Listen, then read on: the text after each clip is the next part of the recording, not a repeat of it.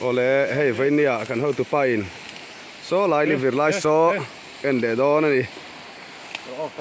kan tui thiam có tô bia đấy ka a tui thiam dat em chu pui tak ani a lut le ta a bo tam hak mai le khoi lai a tak lo chu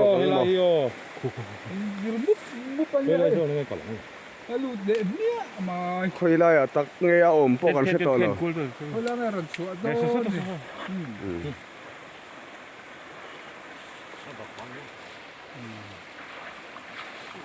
tui chak em mai ni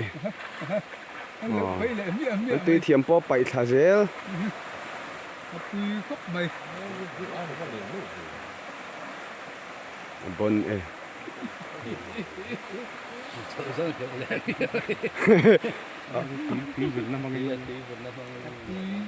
a thiam me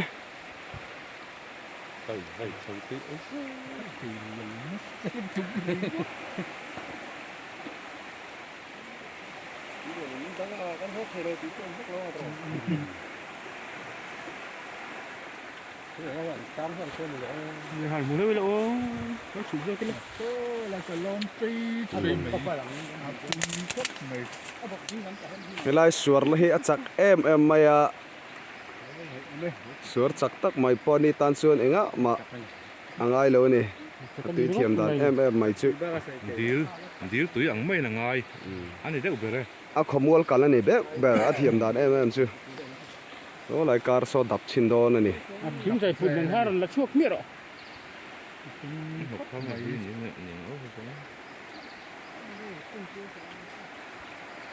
cái quý đuôi em là khô rồi là con sò cá sò hạt đập về là cái túi cái vườn mua mày ạ không ai mà không phát được một cái tiếng là như vậy cái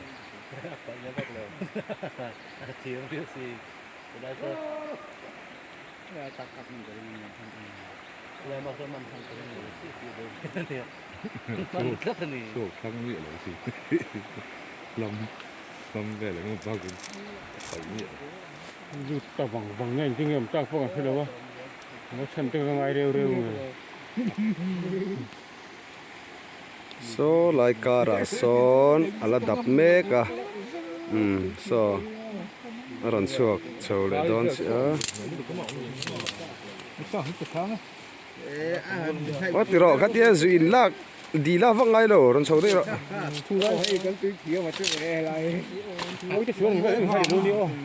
cái này là xin đón này tí chưa nói cái số cái lằng lách này đâu nè cái túi đại về chúng chúng cái cầu về mà cái đồ nó đi cái đại cái đại cái túi cái cũng như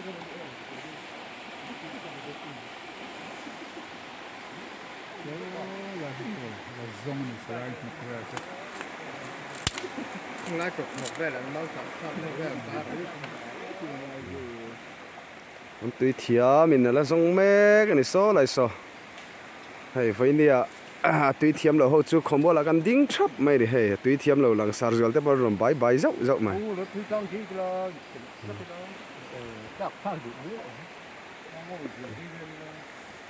tui thiam lo lang sar jol te chu khombo la kan ding thap mai ri hei kia veng mà thấy cái nữa anh lúc bóc chia thì bóc này nó luôn cái số liền cái bưởi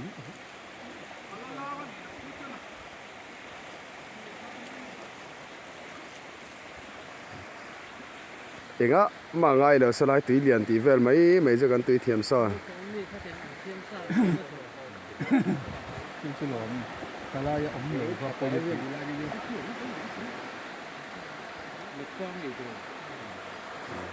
so so de ron heu phei de ta e so sur chak lai a po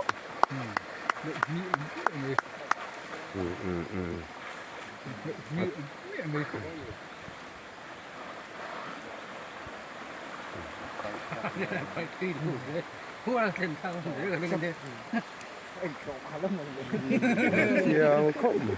mặc rồi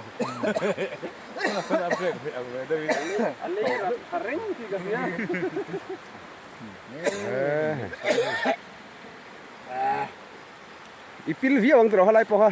Pile o. Thu tục. Hay. Silang o. apil chung pan ti na ding vel mai mai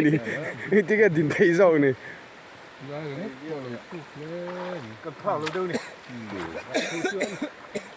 À lang nó đi đầu chuông bộ. Phao chết. aro pui khop mai Lắp cái thì chú chú đi. Để gặp đời là dính rồi.